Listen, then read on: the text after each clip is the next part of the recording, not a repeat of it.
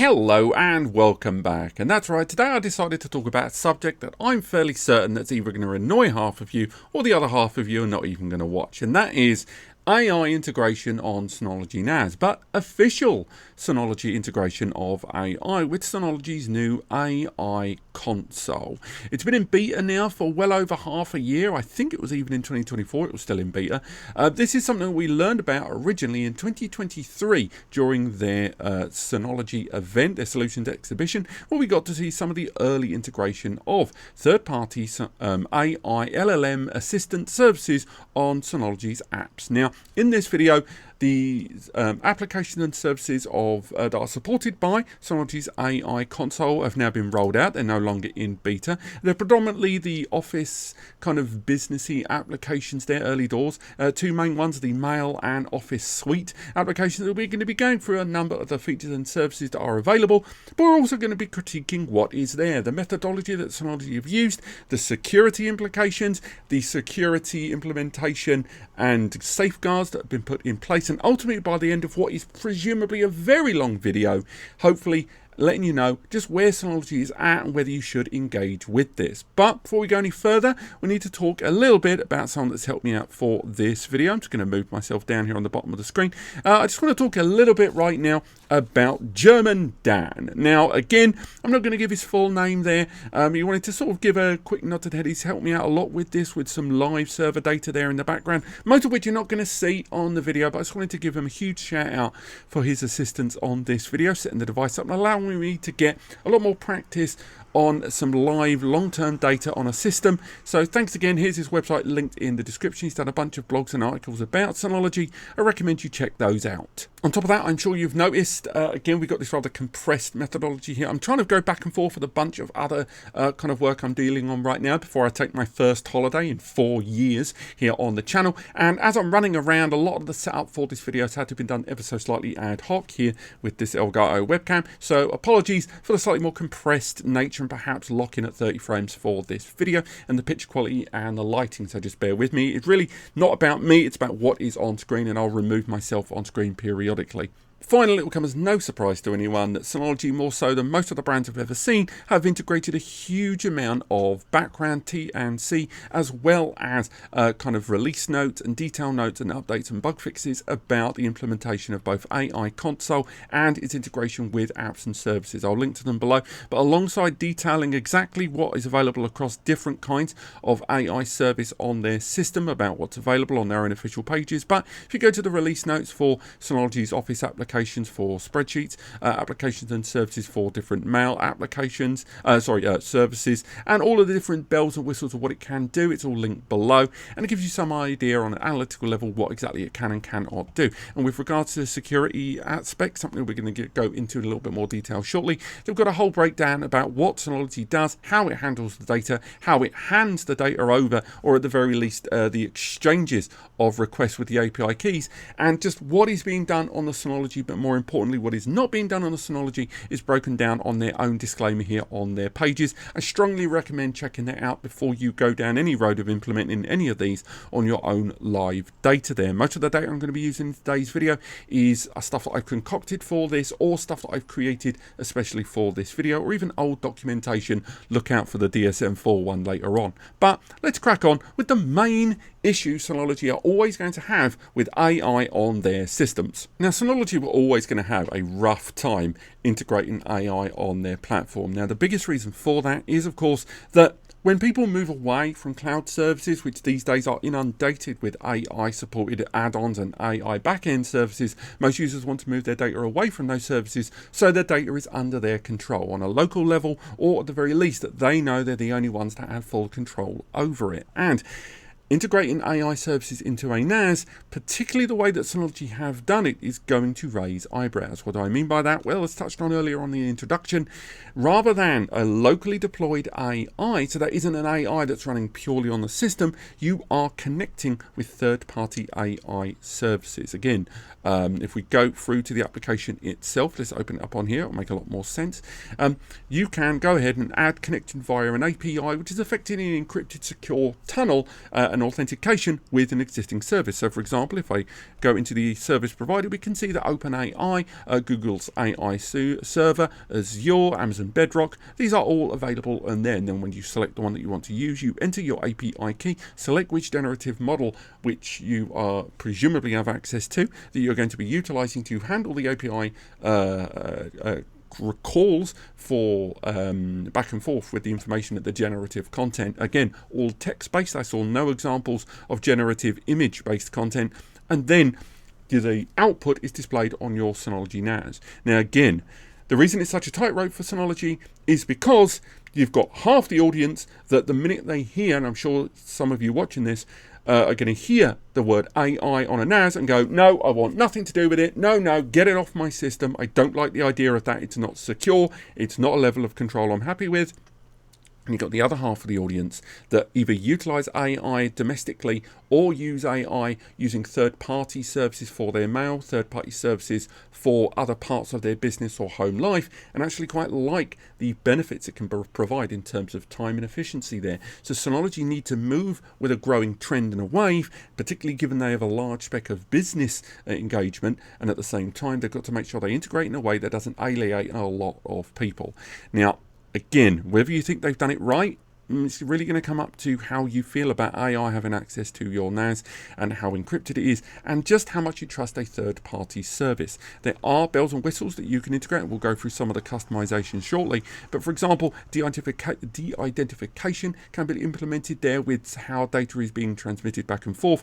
But Synology does make it clear that although they will try their damnedest to make sure that data is as completely removed of any identifiers as possible, they can't 100% guarantee it. And that's kind of the big problem for a lot of users, that 1%, that sub 1% there, and the de-identification mechanism, and indeed some of the barriers for accessing it may seem unusually low for AI when you hear people talking about graphics cards and more, but at the same time, remember, that is because all of this AI generative output is not being done locally there, and that's the big difference. So do keep that in mind, and again, read through this documentation, read through before you implement something like this on hot data. Now, once you've added your AI of choice, the level of control and customization and safeguarding actually can be fallen down into a few different parameters. Now, the app side itself, you can see here, for example, with Synology Office, you can enable the AI for different users. You then choose the integration if you had applied an API key with one, and then you can go ahead and add that to individual users or individual groups as necessary there. Again, you can go for it or exclude certain users if you choose, and the same thing applies if you want to enable it to be accessible or at least usable with the apps and services to very specific users. That's why on this system that I'm going to be utilizing, I'm able to take advantage of the app services, but I can't really control it on the back end. Likewise, the AI log allows you to monitor just how much of the AI assisted remote access services are going to be utilized, and it also details a lot of those API queries as well. Now, of course, this is a very light level. Let's go into the slightly more deeper stuff.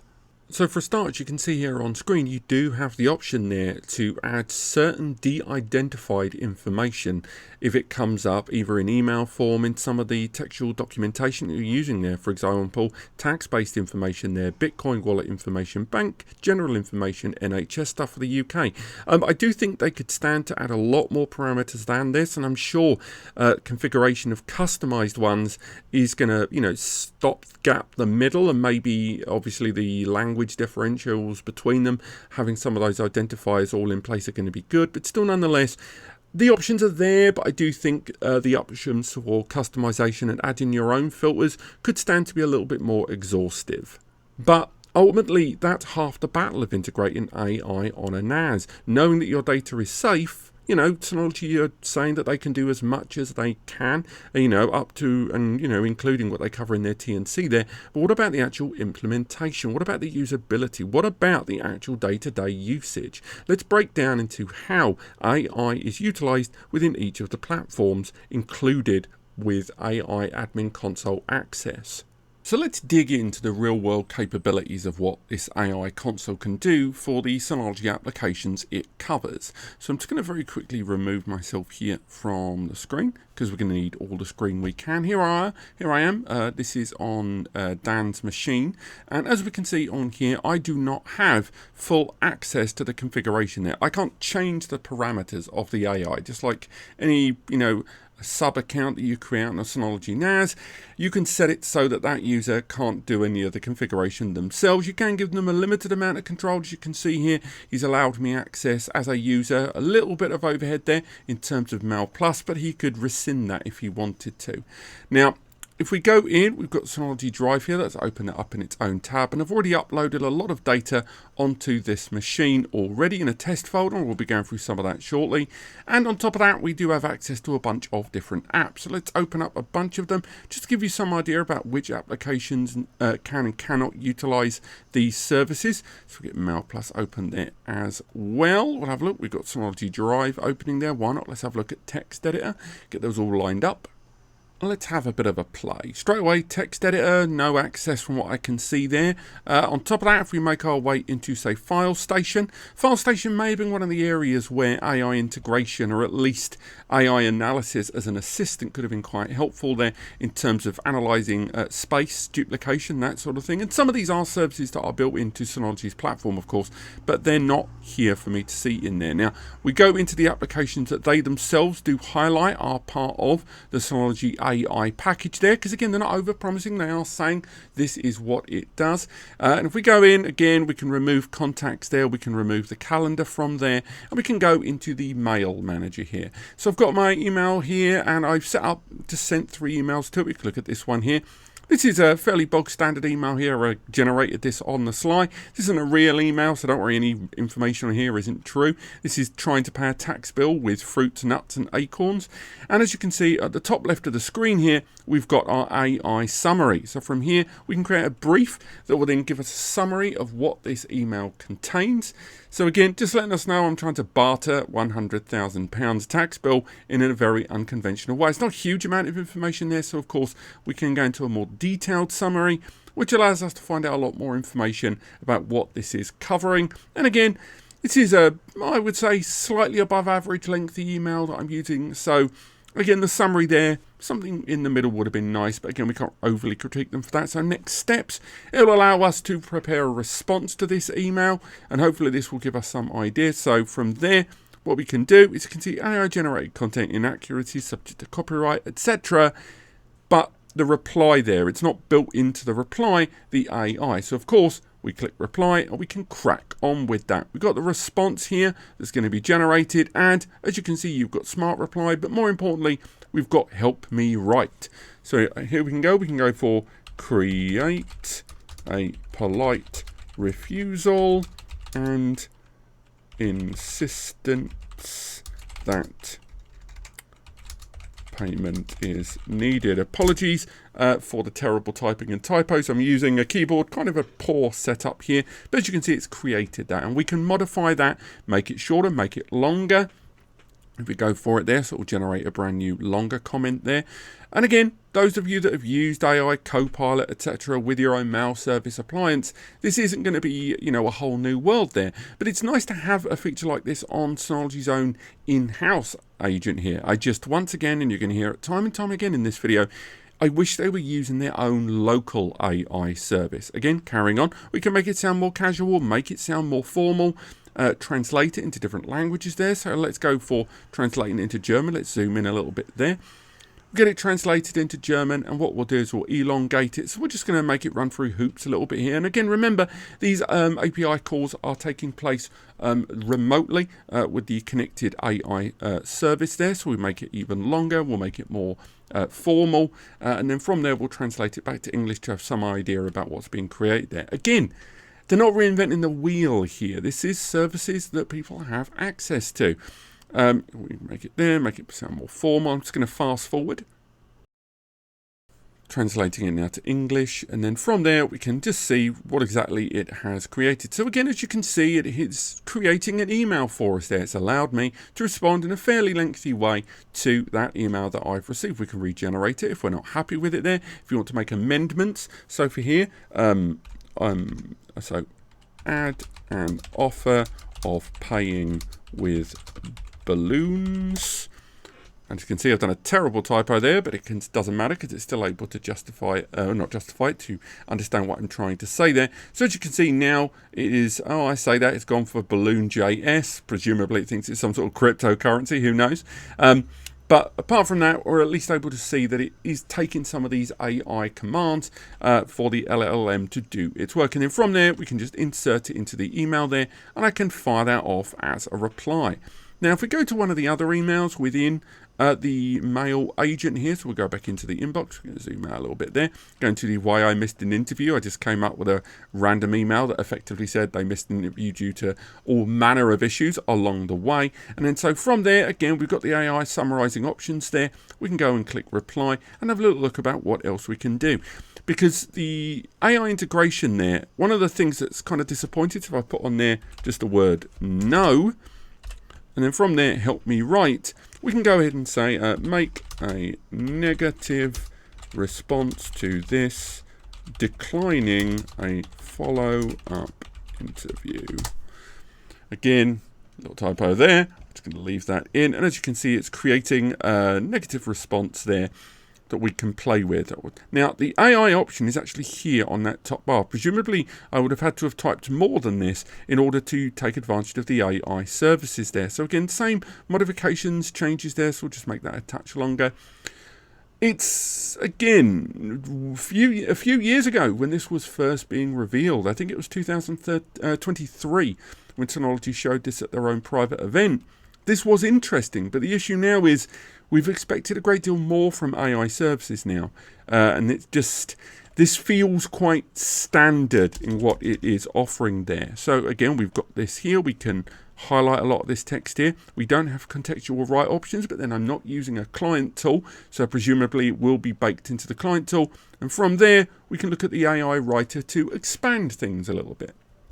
Now, some of these are just extensions of things we've already seen. Make more formal, make more casual, make shorter, make longer. There isn't much in the way of configuration there. I'm not looking for the old Wild West days of Facebook when you could make it sound like a pirate. That would be nonsense.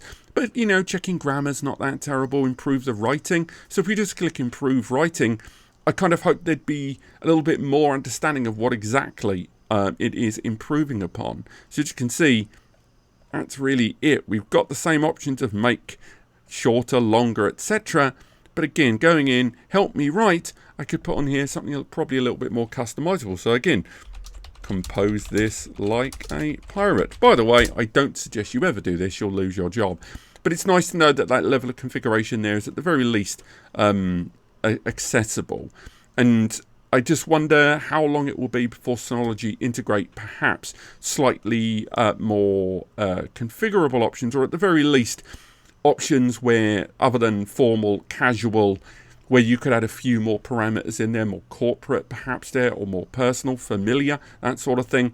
There isn't really any kind of wiggle room between that, and that's quite a binary choice to be made. But I understand it is early days for this. But that's really the large extent of the AI integration here within the mail application from Synology. Now, you might think I'm being a little bit negative there. I don't think I am per se. I think I'm being a little bit more realistic.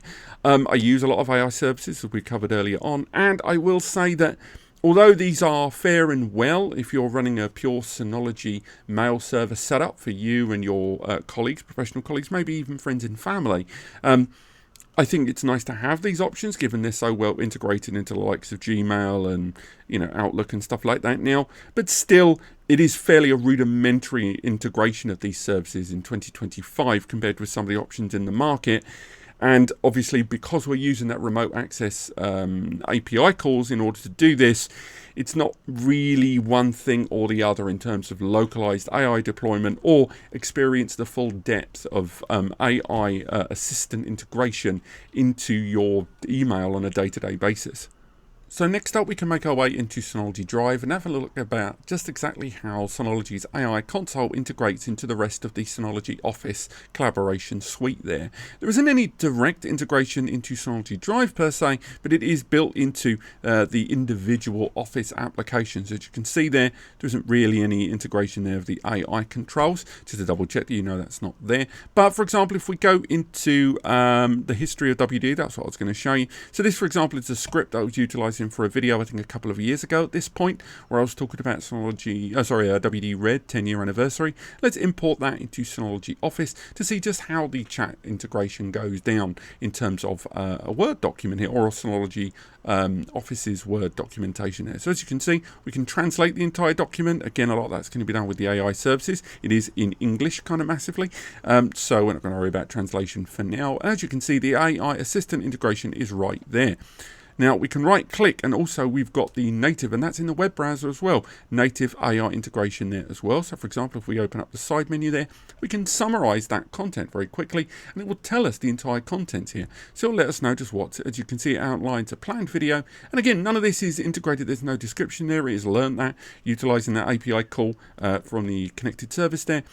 Just sending back the kind of utilization of this with that model, and as you can see, boom, it's outlined it right there. Removing myself from screen there, we can go ahead and see how would you improve, and let's have a look. Improve this. Again, I'm well aware of the typos. I'm leaning over a microphone and using a keyboard that's about 15 centimeters wide. And as you can see, it details a few little ways in which it can be improved. You can't integrate those, and you can insert it as text into the document, but that's really it. Now, again, you can change the tone if you want to rewrite certain areas. Again, make sure to make longer, the usual stuff we've already discussed. So for example, if I go ahead and highlight this paragraph here, it automatically highlighted it into the AI assistant there. And what I can do is either check grammar, make short or make longer, usual stuff, but this time I can change the tone to more formal casual, summarize it or translate it. So let's improve the writing and see how it wishes to improve what I have created there. And again, we can insert that straight in, and it's overwritten that there. And again, thanks to a lot of the Synology Office and Synology's Drive application keeping versions, that in the back end on this local level is going to make sure that I'm not going to be losing anything valuable there that I can't revert back to. So the integration there is actually probably the best I've seen it in most of the ways it can be used in here. It's very, very similar to what I've seen from the likes of Google Docs. There's a few things missing from comparison to like Microsoft's Office application, but it's still not too shabby there. And the ability to integrate it into the web browser as well is something I really, really like here. And again, the fact that I can use contextual options, so if I close that down over there, and just go for something contextual, so if I go for that, right click, and as you can see, I can redefine the selected text. And these are some of the options that I kind of think were missing from that mail application. And although, of course, context is key, it's quite nice to have them on here. So again, summarizing what it's got there, finding out that information there on the side. But can we do a lookup online? Can you check if this is accurate online? So let's have a look. Again, I can see that, and as you can see, it can't browse the internet. This is during the time span part of the video. But as you can see right now, that's really the integration so far. But this is probably the cleanest integration, I would say, of those features and services of AI into Synology DSM application there. But why don't we look at another kind of file? Let's make our way into a spreadsheet there. So here we go. This was a sample employee listing here that I used another AI, funnily enough, to create randomly there, and just got a bunch of random information there about a bunch of people I've made up on the spot and their salaries, pension contributions, where they are based in, and more. So from there, I'm able to use, as you can see, top of the screen, the ability to utilize those AI services. Do we have contextual? We have contextual, and from there, we can pull up that same menu. So again, those that are familiar with spreadsheets, I know there's mixed feelings about AI integration in spreadsheets, because a lot of people, the sums matter. And for example, the annual salary, if I just go ahead and highlight that information, you can see on the bottom of the screen there, hopefully you can make that out, it already adds the sum together. It's 9.8 million there on the bottom.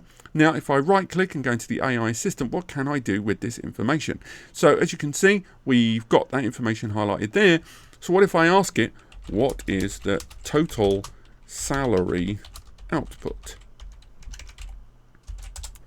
And this is where I'm kind of disappointed. So as you can see, to calculate the total salary output on Synology spreadsheet, you can use the sum function, and it's helping me out. It's giving me the command there, or at the very least the sum that I can put into the spreadsheet. But what I want is to ask it a native information. Now, again, I would prefer if some of the uniformity of the AI services were kind of even across all of the different apps and services. I understand that perhaps they're going for a more efficient approach there, again, but they are still using an offside, or at least an off-server service there in order to get some of these AI calls done. But for example, if I ask, what is this table about, and I ask it, it doesn't really give me much contextual information. If I right click and use the AI assistant, it's not giving me more than that. However, when I dump that information into a document here using Synology's Office document there, and I ask it, well, or more likely I right click it and ask it to summarize what I can see here before me, it does give me real-time information about what it is. I know it's a small complaint, but I think it's really odd that some of the apps and features and services of the AI have been more tailored towards certain different services, which in itself can be very efficient and probably more user-friendly, I guess, but there is still going to be utility in having all of those services with parity. For example, if that same query that I just put there, if I put that into ChatGPT and dump the same information, exactly the same question, it gives me way more information about it there. Again, I can expand upon that. So if I go back into there, I can ask it to expand, make longer, and find out more information. Great stuff. But again, the integration of it into the spreadsheet services here feels a little limited. So for example, if I highlight a bunch of forms here, I've already got the sum here at the bottom. So what more can I do? For example, if I put into the box here, how many staff pay 2% pension contributions, and then ask the system, again, the information is there. I can see the pension contributions there at 2%. I can see the employee names. I will say for the more technically versed, there's probably quite a lot here to like. Notwithstanding that with the AI assistant, we can find out more information about how sums are working. Again, we can find out about looking up a value, finding out different values within the existing spreadsheet, or just asking how a specific formula works. So if you are running a form that's already got pre-existing sums built into it. So for example, we've got one of this form here. This is one that I would utilize a long time ago to find out more about the performance numbers of different SSDs when I was preparing them with their official numbers, sort of finding out more about what the capabilities were and stuff like that. I can use the AI services here to find out more about how different formulas work. However, if I asked this device, which I can clearly see the answer, by the way, here on the screen, and ask, for example, what is the sequential read of the Fire CUDA 530, it's not going to give me contextual answers there. It's just going to see, as you can see, it's found the rows and it's finding out calculations on it. And again, if you are, deep in spreadsheet utilization, again, a lot of you are in that field, slightly hesitant about the utilization of AI assistants right now. I think one of the main benefits for AI utilization in spreadsheets is the simple fact that it actually allows you to kind of make legible in human English something that up until now is just in form, and it saves a lot of time. So for example, if I dump that in here and ask, what is the sequential speed in read of the Fire CUDA 530, that information I've just provided to it there, you can see it's found it immediately. Now, yes, I am using an offsite AI, and that's a very hefty expectation there. But if you're going to, leverage your server system with remote call APIs for your AI deployment, rather than utilizing localized AI deployment like some of the brands that I've talked about a little while ago, and then sever the remote access there, you're going to have to make a very impressive proposition there to allow that connection to your local NAS system.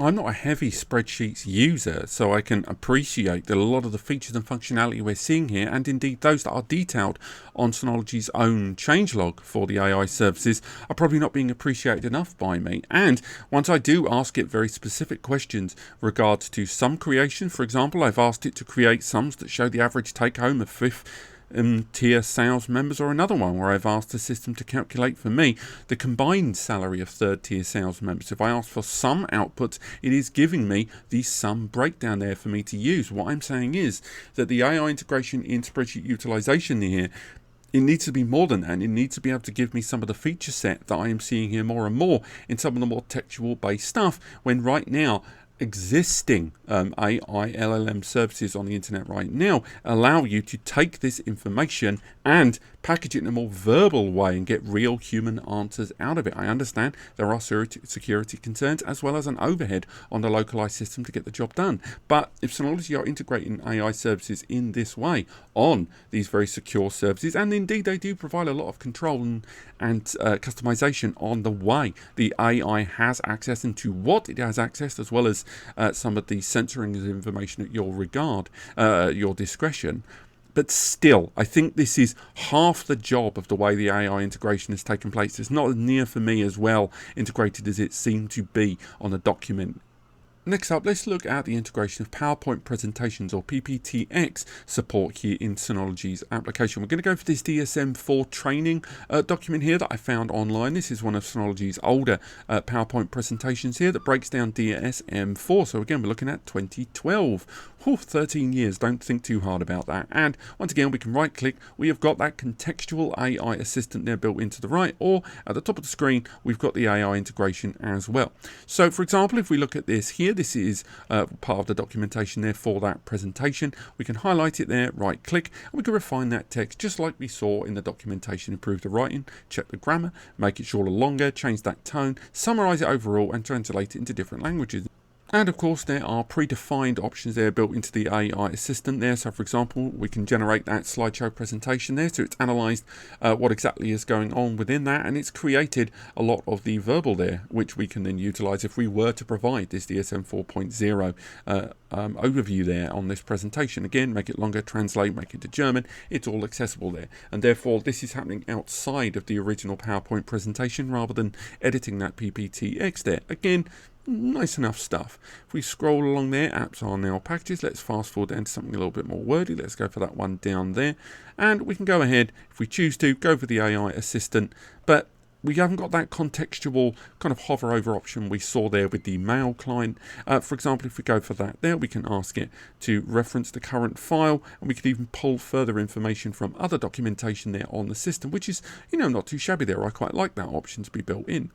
Now, again, translation aside, if we want to change the casual wording, we can then change some of the context of what we've just described. But what about cancelling that option there? If we want to change the original text within our PowerPoint presentation, what if we want to change the entire wording of this whole thing? Now, editing text from within the document itself, you can just right click it, and as you can see, it's already ready with our redefine the selected text. Now we've got that contextual option being presented a great deal more natively there. And again, within the web browser, something I really, really like. So again, we can make that text longer, and on the right hand side of the screen, you can see it's now going to create a longer version of that text, which you can then choose to insert and overwrite what we've got there. Obviously, it's not moving anything else around. It's not really going to be able to do that, but that's quite nice in order to be able to do that. So for example, if this was a presentation that's going to be going international, we could right click to that, and then from there, open up the option, and then we could translate that perhaps into another language. I'll translate that into French. It's now going to create the French version of that, which we can then inject into the document like so. So then, boom, we've now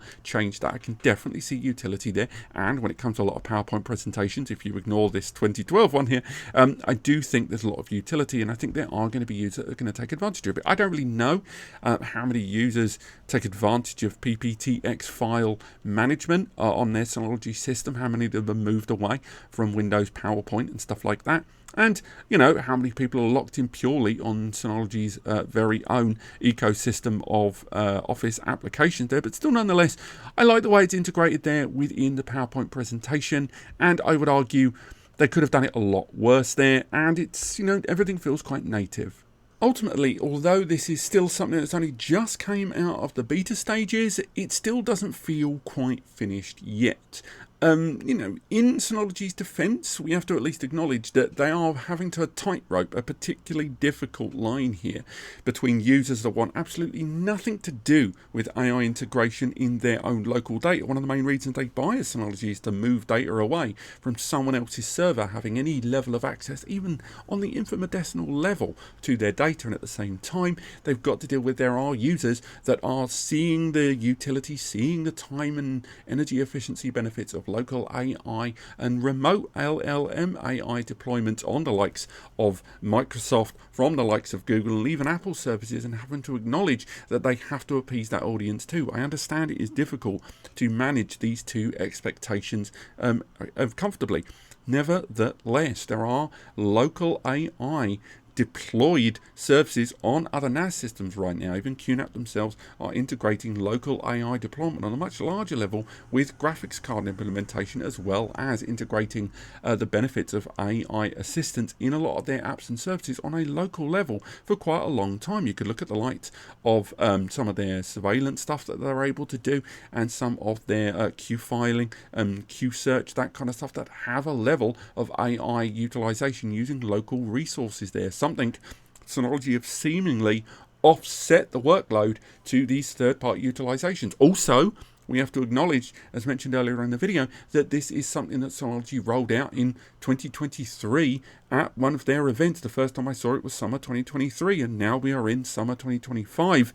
And AI moves fast, and arguably this is quite an comparatively old-fashioned way of integrating AI in a day-to-day way, in ways that we're seeing people use it right now in August 2025. That doesn't mean Synology isn't going to catch up, but at the least right now, they've seemingly not appeased those that want true local deployed AI LLM assistance, and at the same time have not appeased those that if you are going to use remote access API calls for your AI LLM assistant integration, they're not given the full spectrum of services that are currently available from those very third-party services. Maybe this is something that Synology are going to integrate on and innovate within over time, but for what I'm seeing here, this is quite a safe, understated integration overall compared to other options in the market. And unless Synology aggressively innovate within this, I do think this is unfortunately a service that is kind of limited on day one, even after all of that development.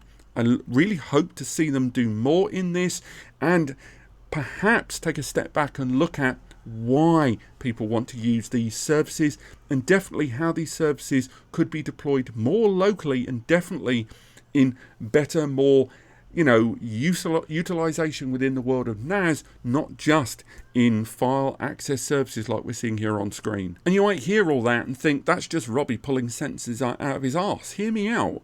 There are, as mentioned, other brands right now that are rolling out locally deployed AI services. Now, some of them are ones where if I'm uploading, years of my collected videos here on YouTube onto the NAS, and some of these, by the way, are running on ARM-based processors that have onboard NPU support there, up to 6, maybe 10 tera operations per second, maybe even just 1 TOPS. But these are allowing these systems to be able, if I upload a video, to crawl the dialogue in those videos, with video-based OCR comparative technology, and then I can crawl and find out more information from my NAS based on those videos. There are other systems that are utilizing localized AI services where I can tell the system, create me a new user account that only has local guest privileges, create a shared folder, power down my fans, give me analytical information. These are all things that people can do with local-based AI deployment right now, which this system, in the way it has been brought to me right now, isn't giving it. Now, again, we've got the security argument. Synology don't want to give too much access to this third-party service API call, which could, work against, or at the very least, lead to anger from their user base. But that's what I mean. The level of AI utilization in just NAS alone has innovated so much that this ends up coming across as somewhat underwhelming overall. I am going to keep an eye on this. Weirdly, there aren't many people online talking about this, unless More creators are going to come out on this in the near future. This does seem to be a subject that most people don't seemingly want to talk about that much in combination with Synology. Now, for good or for bad, I hope more do, and I will return to this because I do think Synology are in a very good place to do something with this. They've just got to move more of these services local. But we'll have to wait and see. Let me know what you guys think. Don't just immediately hear the words AI and think it's bad. Think about the way this has been deployed and let's critique it as it is right now, for good and for bad. Thank you so much for watching. I hope you've enjoyed this, and I'll see you on the next video.